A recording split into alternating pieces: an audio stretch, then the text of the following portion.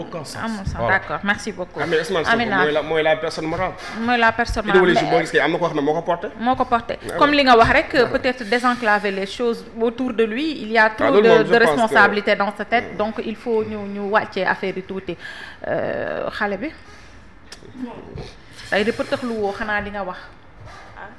man tey de pëtëx lu woo xanaa di nga wax. vas-y. man je dirais que ni instant bi li am ce sont les retombées je ne dirais pas d'une mauvaise sélection mais d'une sélection. casting. waaw qui reste à désirer daal parce que jàpp naa ne on ne gère pas un pays comme on gère un parti politique. xam nga Pastef li ci gérer Pastef du ci gérer Sénégal man je suis pas d'avis avec monsieur Dia quand il dit que il faut toujours gouverner avec ses hommes. Mais est-ce que tey hommes yooyu noonu am nañ suffisamment d'expérience ak suffisamment de cran pour pouvoir diriger yenn poste de direction yi nga xam ne loolu moom lañ leen di jox. joxeel exemple Waly Diouf Bodiang moom day tontu rek. moom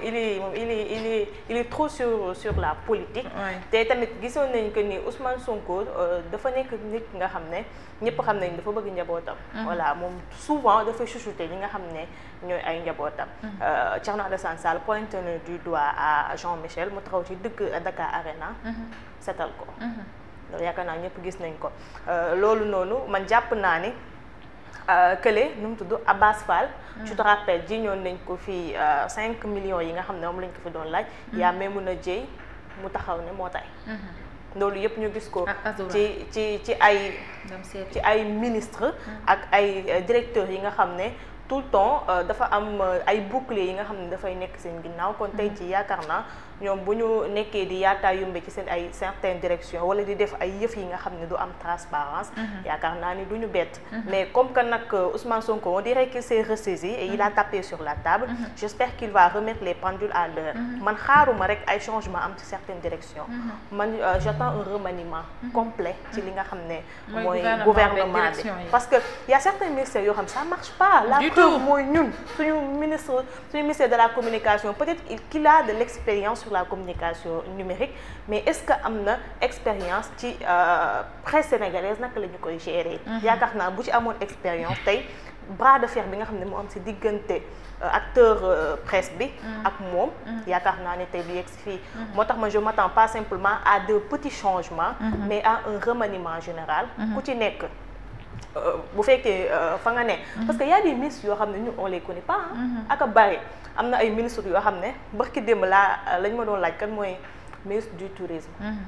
xamoo turam wóor na yàlla après j'ai Google laa la nekkatee Mountaga Diaw wala d'accord on le connaît pas on le voit pas am na yeneen ministres yoo xam ne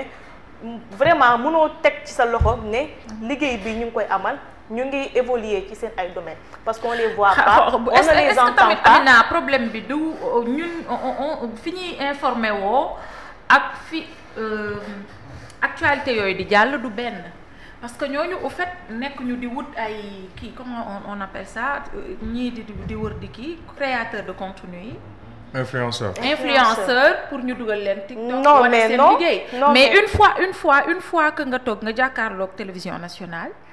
peut-être secteur dina am ay secteurs yu bari yoo xam di nga comprendre fii man j'ai fait cette expérience là te franchement je me suis tellement informée ci ay secteurs yu bari que ni bii mi ngi jóge fii dem fii bii mi ngi jóge fii dem fii bii mi ngi jóge fii dem fii à travers également des émissions yoo xamante ni ay émissions décentes la sur le terrain peut-être que ce n'est pas loo xamante ni dañ ci jote nii ci suñuy téléphone nekk ci TikTok bi wala Instagram mais le travail se fait en amont et puis loolu waxoon nañ ko Macky Sall te jamono jooju on ne regardait pas la télévision nationale bi nga xam ne moo daan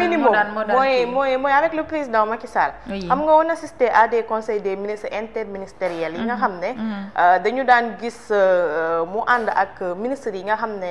moom la soxal wala yeneen ministre ñuy gis ni jaxran xam ne kat ministre bi mu ngi évoluer ci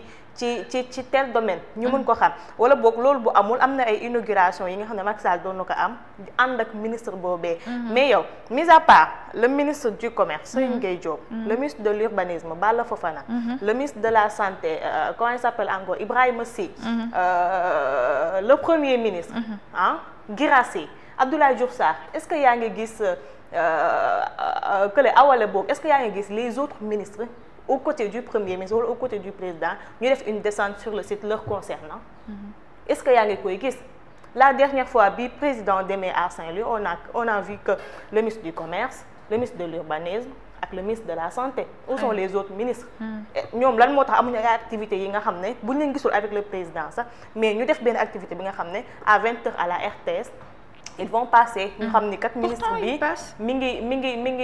ngi yëngu ci bii man mis à part cela tey jii su ma doon def le top des 5 ministres yu ñu gën a ràññee Sénégal su ma la ministre yi ma la limal su ma ci génne noonu ñeneen des ma je les connais pas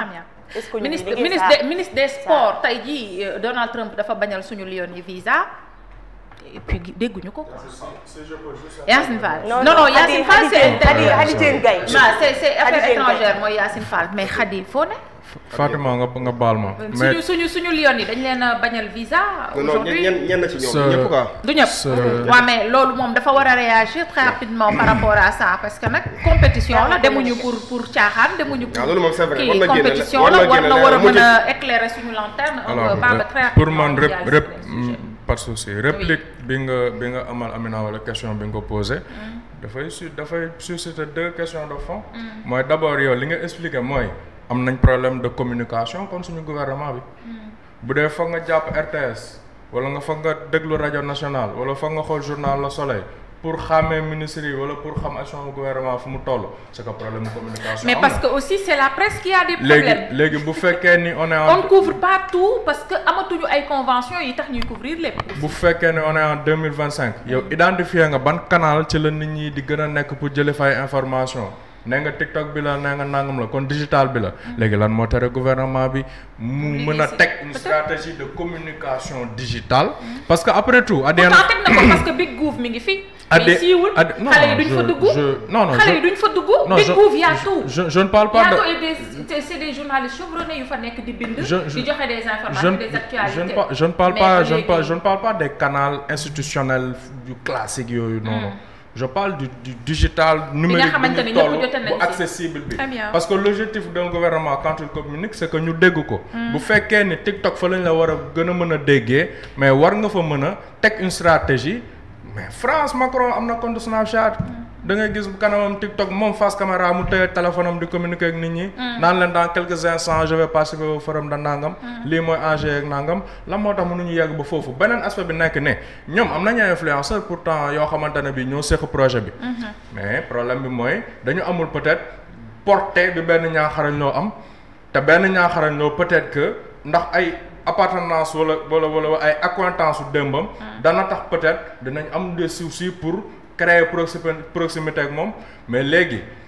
Et le président Macky Sall avait bien compris quand même. mais man je trouve que ni Pastef